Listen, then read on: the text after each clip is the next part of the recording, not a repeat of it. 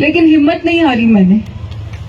जब बच्चा 2.5 साल का था, मेरा बेटा 2.5 साल का था, जब उसके पिताजी नहीं रहे, वो बहुत मुश्किल समय था, लेकिन तभी मैंने हिम्मत रखी। और गंगाराम जी चौंकी पढ़ाई के प्रति बहुत ज्यादा थे, तो उन्होंने कहा कि नहीं, मेरी इस बच्ची को वापस पढ़ाऊंगा ताकि अपने बेटे को बड़ा कर सके। और तब उन्होंने मुझे डॉक्टर की पढ़ाई करने भेजा। समय मुश्किल था, लेकिन हिम्मत रखी कि नहीं, बेटे को बड़ा करना है, और डॉक्टर बनी। उस वक्त भी बहुत सारी बातें हुई, चाहे राजनीतिक कह लो, चाहे सामाजिक कह लो, चाहे आर्थिक कह लो, बहुत सारी समस्याएं थी, लेकिन उनसे जूझते रहे, कभी हिम्मत नहीं हारी। गंगाराम जी ने यही सिखाया कि हिम्मत रखो, चलते रहो, सब ठीक होगा। ईमानदारी से अपना काम करते रहो, सब ठीक होगा। किसी की बुराई मत करो, हो सके तो अच्छे शब्द निकालो, सब ठीक होगा। हो सके तो किसी का भला करना, बुरा मत करना, सब ठीक होगा। यही सीख उन्होंने दी, और यही सीख लेकर हम चलते रहे।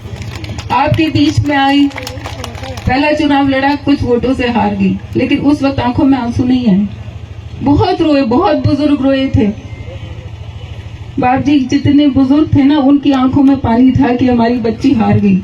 मैंने उनको ढाढ़स बधाया, मैं के बार रो मत, कोई नहीं, चुनाव है, हार जीत होती रहे, आप रो मत। उस वक्त आंखों में आंसू नहीं आए। मैंने फिर काम शुरू करती गई, काम करती गई, संघर्ष करती गई। 2018 में फिर चुनाव आए, मैंने फिर दावेदारी की, लेकिन उस वक्त भी पार्टी ने निर्णय कुछ और लिया। तो मैंने सोचा कोई बात नहीं, पार्टी का निर्णय है, मानना चाहिए।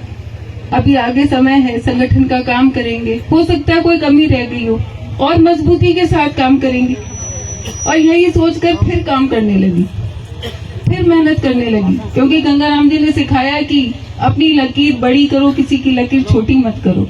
अपना काम इतना करो कि अपने आप आपके साथ सब लोग खड़े हो जाएं।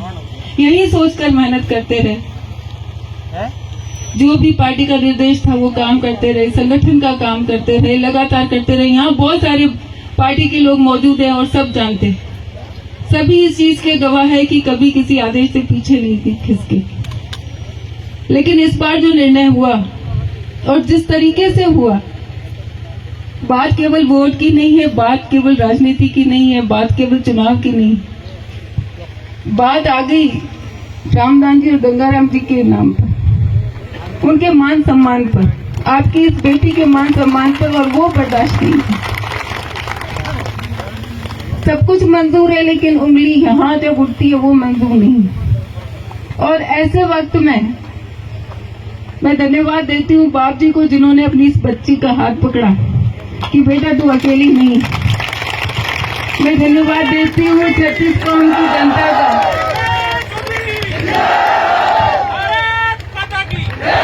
मैं धन्यवाद देती हूँ 36 कौम की जनता का, जिन्होंने मेरा हाथ पकड़ा, मेरे माथे पर आशीर्वाद दिया।